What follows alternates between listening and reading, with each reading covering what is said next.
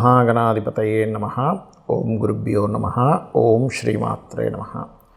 పరమేశ్వర స్వరూపమైనటువంటి జ్యోతిష, వాస్తు మరియు ఇతర అనేకమైనటువంటి శాస్త్రములను మనకు అందించినటువంటి మహర్షులకి నమస్కారం. హయగ్రీవ హయగ్రీవ హయగ్రీవేతి యో వదేత్ తస్య నిస్సరతే వాణీ జన్మకన్యా ప్రవాహవత్. అరుణాం కరుణాతరంగితాక్షీం ధృతపాశాంకుశపుష్పబాణచాపాం అనిమాదిభిరావృతాం మయూకైః అహమిత్యేవ విభావయే భవానీం. శ్రీమాత్రే నమః.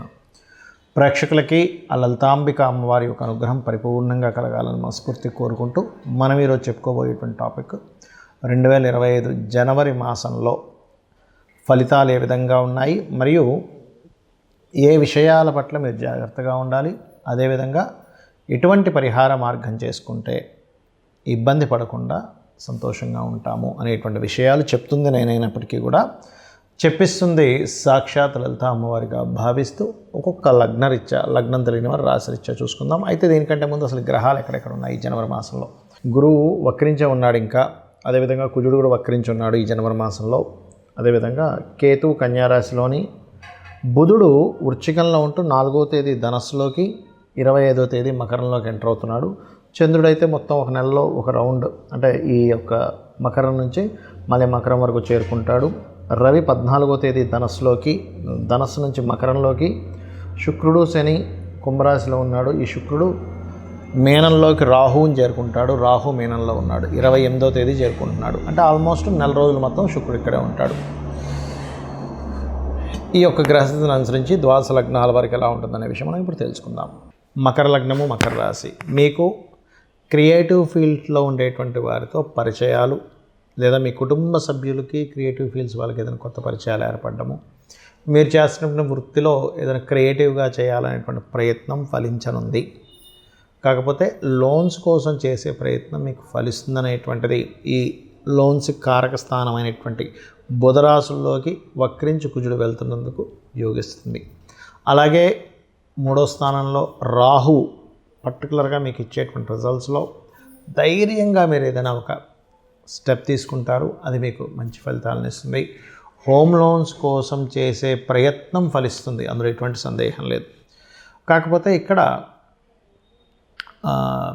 కొన్ని అంటే వివాహం సంబంధించిన విషయంలో ఈ శని ఎవరైతే ఉన్నారో శుక్రుడితో కలిసి ఉన్నందుకు మీరు చేసే ప్రయత్నము, మీ కుటుంబ సభ్యులు ఆ వివాహ సంబంధించినటువంటి విషయాల్లో కొంత వ్యతిరేకతని చేయడం అనేటువంటివి చాలా స్పష్టంగా గోచరిస్తున్నాయి. మరియు మరొక విషయం ఏంటంటే, ఇక్కడ మీ యొక్క లగ్నానికి భాగ్యస్థానాధిపతి మరియు దశమ స్థానాధిపతిని కనుక గమనించుకున్నట్లయితే భాగ్యంలో ఉండేటువంటి కేతువు వల్ల మీరు ఎంత గణపతి ఆరాధన చేసుకుంటే అంత బాగుంటుంది, గుర్తుపెట్టుకోండి. అదేవిధంగా దశమాధిపతి కనుక శుక్రుడు మీకు 2వ స్థానంలో ఉన్నందుకు, దశమాధిపతి శుక్రుడు 2లో ఉండడం, ఇది కొంచెం ఏంటంటే ఈ శనితో ఉన్నందుకు, దాని మీద కుజుడు వక్రించిన కుజుడు ఉన్నందుకు, దృష్టి ఉన్నందుకు కొద్దిగా చూడండి, ఒక్కోసారి మనం కంపెనీ కోసం దాని గురించి ఎంత డెవలప్మెంట్స్ చేస్తున్నా సరే, ఇంకా ఎవరో అంటే మీ కాంపిటేటర్స్ కావచ్చు, ఇట్లాంటి వారు కొంత మీకు బాస్తో ఇంకో నెగిటివ్గా చెప్పి స్ట్రెస్, దానివల్ల కొంత శత్రుత్వాలు ఇట్లాంటివి పెరుగుతూ ఉంటాయి. అయితే ఇటువంటివి ఏవి మీకు జరగకుండా ఉండాలి అంటే, పంచమంలో గురువు ఉన్నాడు, గురుబలం మంచిదే, అందులో ఎటువంటి సందేహం లేదు. మీరు పర్టికులర్గా కాలభైరవ అష్టకం చదువుకోండి. కాలభైరవ అష్టకాన్ని మీరు ఎంత చేస్తారో అంత బాగుంటుంది మీకు. ఇక మీరు కాలభైరవ అష్టకంతో పాటు దత్తాత్రేయుడిది కూడా జయ గురుదత్త, శ్రీ గురుదత్త అనేటువంటి నామస్మరణ చేయండి, అన్ని విధాలా మీకు బాగుంటుంది.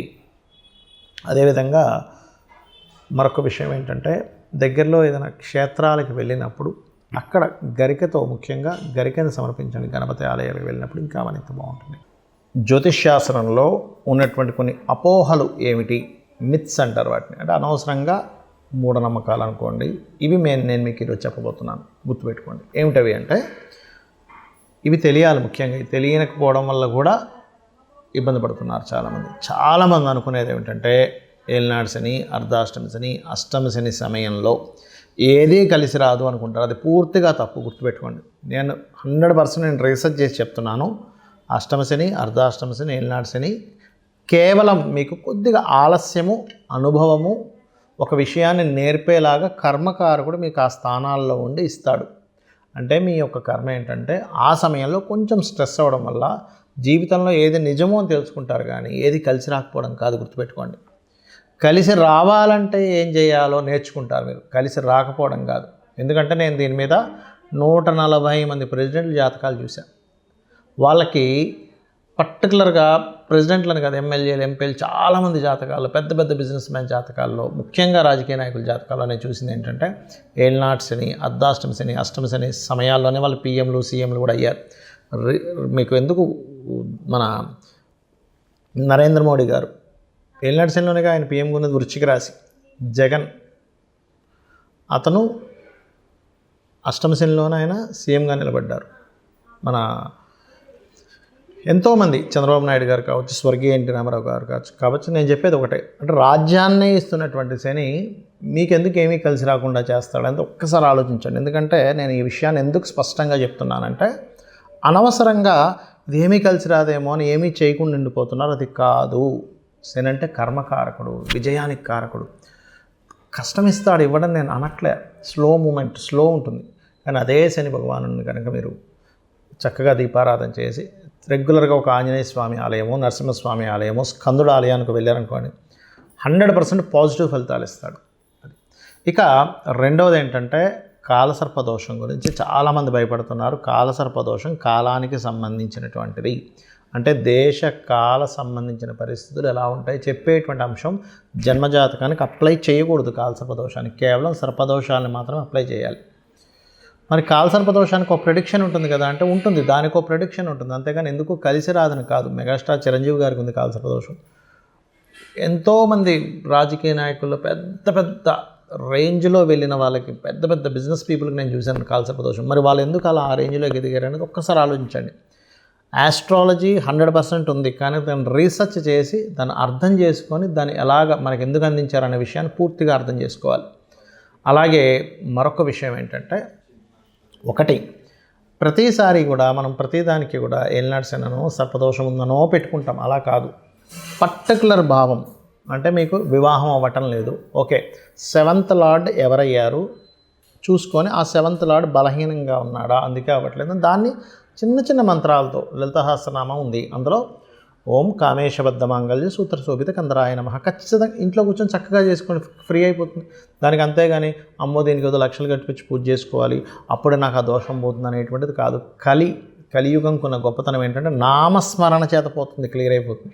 మీ దగ్గర డబ్బులు ఉన్నాయి, నేను చక్కగా పూజ చేయించుకుంటాను, ఇంటికి పురోహితుని పిలిపించి ఒక హోమం చేయించుకుంటానంటే చేయించుకోండి, ఏమీ తప్పు కాదు. అది ధనం ఉంటే చక్కగా ఇంటికి పురోహితుని పిలిపించుకొని చక్కగా పూజ చేసి అతనికి దక్షిణ ఇచ్చి 10 మందికి భోజనాలు పెట్టండి. దానివల్ల ఒక సిస్టమ్ అంటే మనీ సర్క్యులేట్ అవుతుంది, దానివల్ల దేవతలు కూడా ఆనందిస్తారు. నేను కాదనట్లే, కానీ డబ్బులు లేకపోయినా అప్పులు చేసి మాత్రం ఎట్టి పరిస్థితుల్లో మీరు పూజ చేస్తేనే వర్కౌట్ అవుతుందని మాత్రం ఏమీ లేదు. ఎందుకంటే భగవంతుడికి అన్నీ తెలుసు.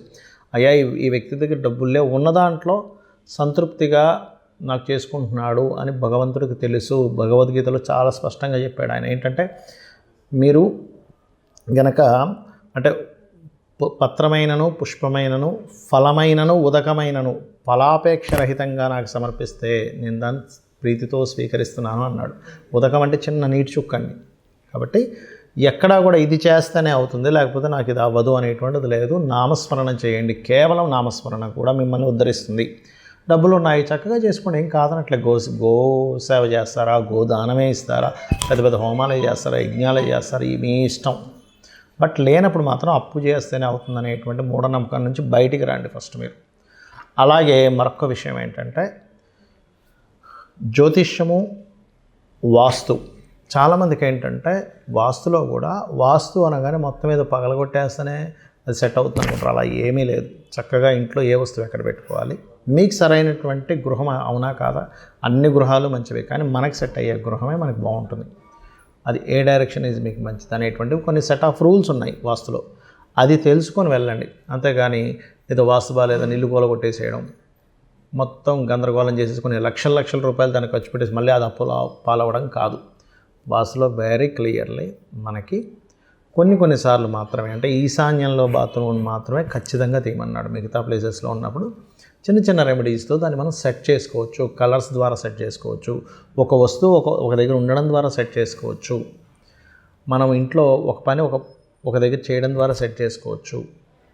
సో ఇది అర్థం చేసుకోండి. అనవసరంగా ఏదో అయిపోతుందని భయం కోసం కాదు. ఆస్ట్రాలజీ కానీ వాస్తు కానీ ఉన్నది ఏంటంటే అది మనకు వెలుగుని చూపించాలి, ఒక దారిని చూపించడానికి ఉన్నది. కాబట్టి మీ అందరూ కూడా అమ్మవారి అనుగ్రహానికి పాత్రలు అవ్వాలని మనస్ఫూర్తిగా కోరుకుంటూ శ్రీమాత్రే నమః.